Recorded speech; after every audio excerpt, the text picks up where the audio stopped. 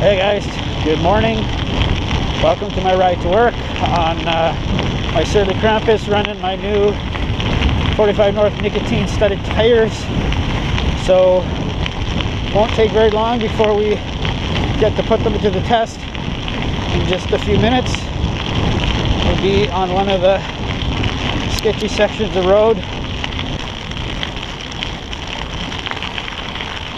Hey guys, now we're getting on to the questionable streets.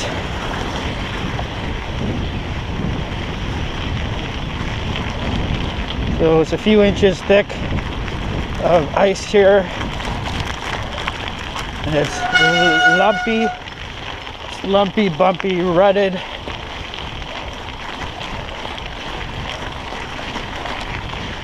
Even these tires slide a little bit on this stuff. Now I'm in a rut created by a bunch of car tires when it was wet and sloppy. It's now frozen solid. And we're about to enter another side street that same kind of really lumpy, bumpy, shitty ice. So you can see the high gloss sheen.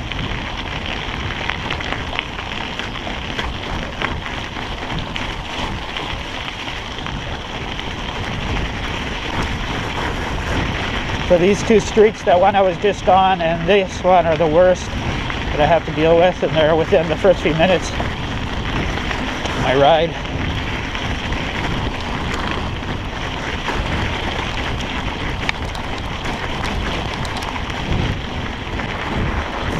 We're on the university property. So this is the icy bike path, just covered with a little bit of snow.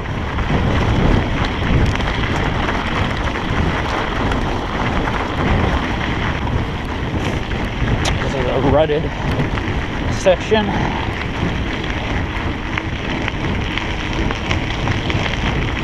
Frozen ruts. Handling it not so bad.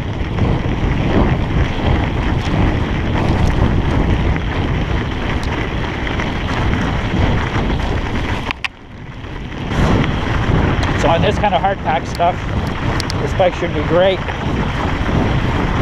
Should be faster than my fat bike. But I will say that the Dillinger 5 is a much lower rolling resistance design overall. This is an aggressive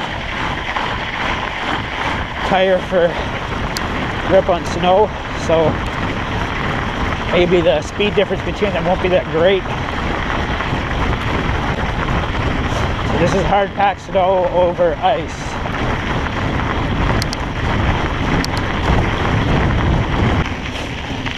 So yeah, that first bad section of road we went on, there was some slipping and sliding sideways, and I guess when you're running parallel to ice that's on a side slope, I guess pretty much any tire is probably going to slip a bit. Possibly. That's my theory anyway.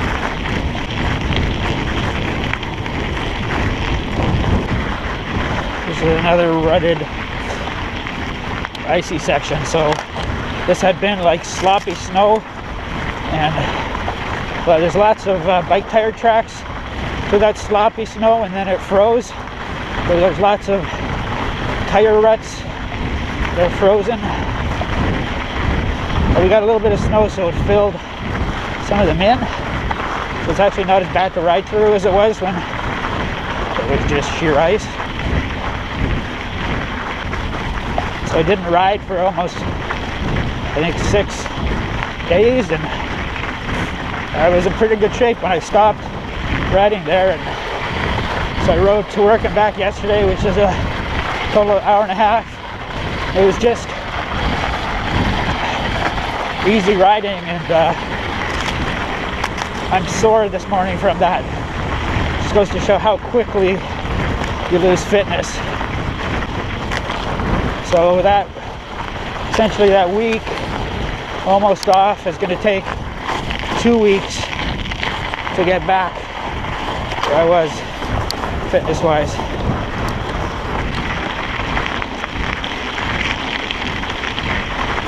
The fat bike is definitely a noticeably smoother ride. This is definitely bumpy.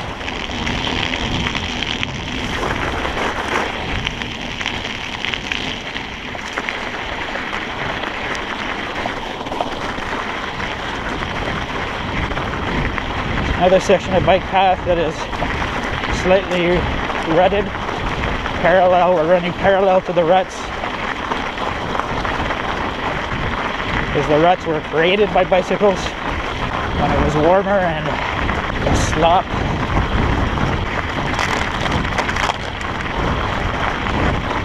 Hear the ice crunching underneath. So I'm looking down at the tire. This 50mm rim makes the tire virtually square. It's like the tread is flat on top, and then the edge is like a 90-degree drop down to the rim.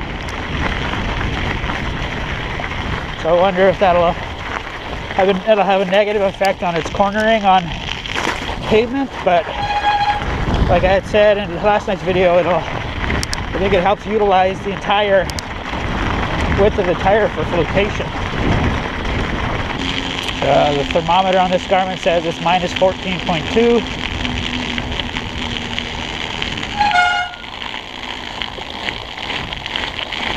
Minus 14.2 Celsius, that is.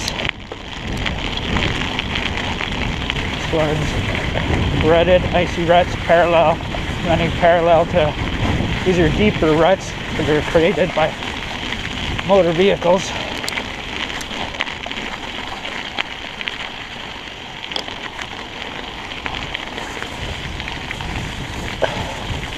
Old high school buddy of mine lives just to my right here. He's got into restoring old Italian bikes. He's gotten pretty good at it too.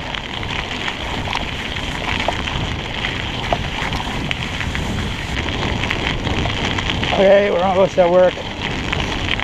So ice report on the Nicotines. Well, they're not like they're a revelation better than 5-inch Dillinger 5 studded. I didn't crash. I did get some slippy slidey sensations when I was riding over lumps of ice on the street and running parallel to frozen ruts. I didn't crash, and they're noticeably lighter, quicker accelerating. It's a nice feeling to experience again after riding a fat bike for so long.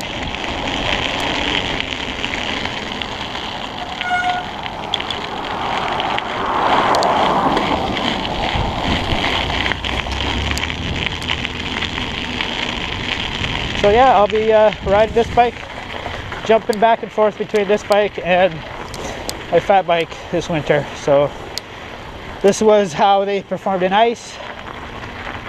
Tonight, I guess I'll take this bike and go ride some off-road trails. So expect that video after this one. Now I have to go to work. Thanks for watching.